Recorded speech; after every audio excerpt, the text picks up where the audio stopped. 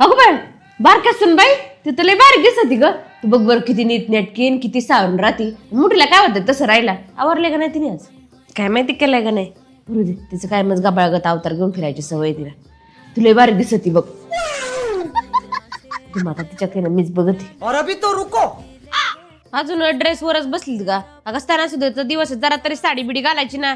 सासूबाई मला घरातली कामं पण असतात का तेवढंच काम नाही नटापटा करायचं. जरा बारकी घेऊन शिक काहीतरी.